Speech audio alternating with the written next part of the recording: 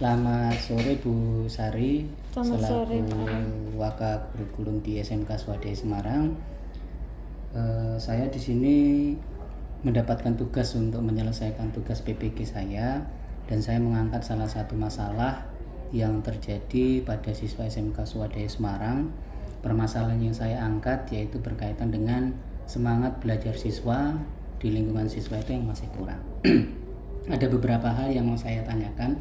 Yang pertama, apa sih penyebab terbesar siswa kurang semangat dalam mengikuti pembelajaran?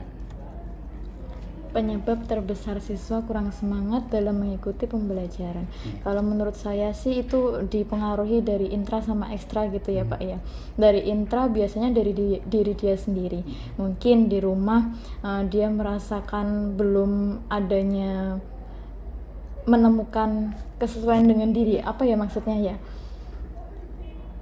Dia belum menemukan passion dia, kesukaan dia bagaimana, sehingga di sekolah masih bingung antara menerima pembelajaran A dan B, yang mana yang dia sukai biasanya masih bingung, sehingga mereka itu di kelas ya mengalir saja. Jadi terlihat sama Bapak Ibu guru, terlihat belum semangat dalam mengikuti pembelajaran gitu. Kalau dari itu intranya ya, kalau dari ya. ekstranya Kalau tadi? dari ekstranya berarti pengaruh dari orang luar. Bisa dari lingkungannya, bisa dari teman belajarnya, atau bisa dari cara Bapak Ibu guru menyampaikan materi yang mungkin anak-anak ini belum bisa menerima secara belum tertarik gitu atas apa yang sudah disampaikan Bapak Ibu guru. Cara penyampaian Bapak Ibu guru. Ya, kalau lebih menarik kan mereka juga akan bersemangat juga dalam bersekolah. Pembelajaran yang inovatif berarti ya Bu. Yang kedua berkaitan tadi menyambung yang disampaikan sama Bu Sari. Yang kedua itu kan mungkin salah satu tadi ada intra, ada ekstra. Salah satunya mungkin juga penyebab dari penggunaan gadget. Anak sekarang itu kan kalau sudah ngomong gadget mesti tidak ngelihat waktu, tidak ngelihat tempat. Nah, menurut Ibu apakah gadget itu punya pengaruh enggak sih dalam pembelajaran anak pada saat ini? Gadget kalau menurut saya saat ini itu memang sangat berpengaruh karena kita sudah mulai masuk ke era digitalisasi, berarti semua hal yang berkaitan dengan informasi kan semuanya masuk di gadget gitu ya. Semakin informasi tersebut semakin membuat tertarik mereka, semakin banyak pula pengaruh yang akan diberikan gadget tersebut pada anak gitu. Sehingga yang perlu diperhatikan bagaimana cara kita membatasi anak, memberikan pengertian ke anak berkaitan dengan informasi mana atau yang seharusnya mereka terima. Harus bisa memberikan ke anak juga pengertian mana informasi yang baik, mana yang buruk, sehingga mereka tidak salah juga dalam menerima informasi. Berarti ada dua sisi ya Bu, bisa positif, bisa juga negatif gitu, kalau ya. Untuk pembelajaran. Nah, kalau mungkin tidak ketika kita pembelajaran itu menggunakan gadget, mungkin bisa dilakukan? Mungkin, iya. Contohnya seperti mata pelajaran saya, itu saya juga ada materi-materi yang saya gunakan gadget. Misalkan mereka itu saya berikan Google Formulir. Nah, mereka mengerjakan di sana, mengerjakan kuis. Kalau tidak menggunakan gadget, otomatis mereka harus berdua dengan temannya. Jadi memang inovatifnya zaman sekarang era digitalisasi ya, murid juga harus mengikuti. Tidak bisa dipisahkan dengan gadget berarti ya Bu. Ya, gitu. Nah, selanjutnya ini mungkin juga merupakan permasalahan siswa kenapa kurang semangat. Anak zaman sekarang itu kan lagi seneng-senengnya kenalan dengan lawan jenis, atau ya ujung-ujungnya pacaran lah mereka itu. Ketika galau maka semangat belajarnya juga akan turun. Nah, menurut Bu Sari menanggulangi anak yang seperti ini gimana Bu? Untuk anak-anak yang pacaran di kelas kadang kan memberikan aura yang negatif buat dirinya juga buat teman-temannya. Nah ini agak susah nih. Saya waktu sekolah nggak pernah yang namanya pacaran, jujur aja. Ya, sampai sekarang awet. Gitu enggak. Maksudnya ya kalau sampai dengan anak kok berani berpacaran di dalam kelas, itu pengaruhnya memang sangat buruk. Buruk buat teman-teman yang melihat gitu. Berarti kita sebagai guru harus bisa memberikan pengertian kepada mereka. Boleh sebatas kenal antar sesama lawan jenis gitu, kenal antar lawan jenis boleh, asalkan itu hanya sebatas untuk saling mengenal saja.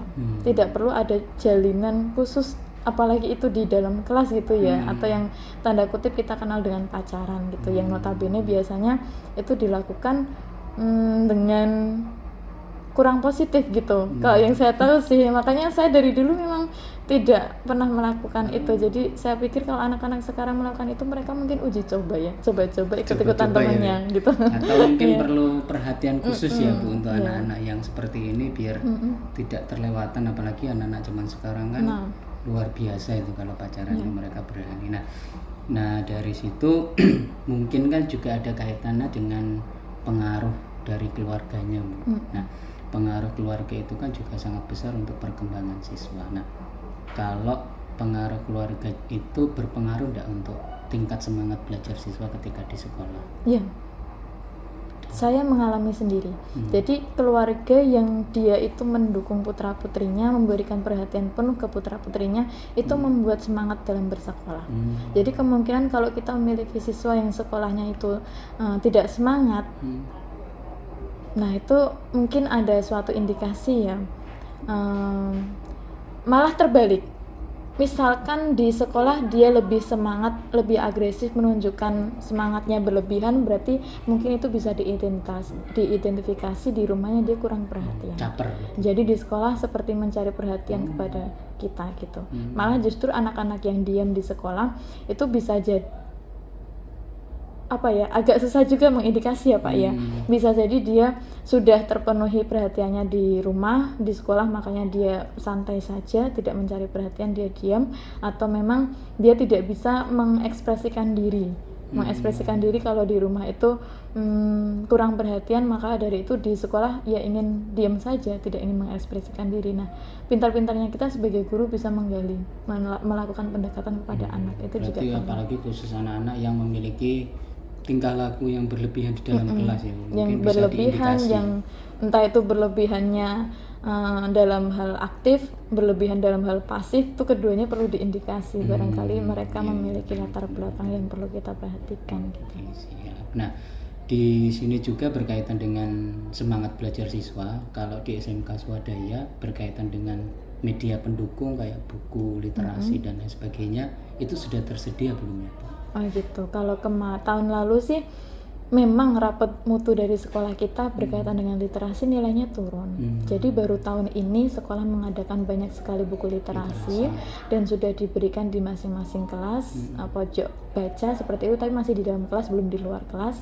Jadi menurut saya tahun ini sudah mulai bisa jalan literasinya. Berarti sudah lebih baik dari tahun sebelumnya. Sudah lebih baik dari tahun sebelumnya. Oke, nah mungkin itu beberapa hal yang mau saya gali informasi berkaitan dengan semangat belajar siswa. Mungkin lain waktu kalau saya butuh lagi bisa ya Bu ya. Iya boleh. Oke, terima kasih untuk Bu Sari selaku Waka Kurikulum atas waktunya. Minta doanya mudah-mudahan saya diberikan kemudahan. Amin, Oke, amin, sekali semoga lagi, lulus ya Pak ya. terima kasih ya Bu.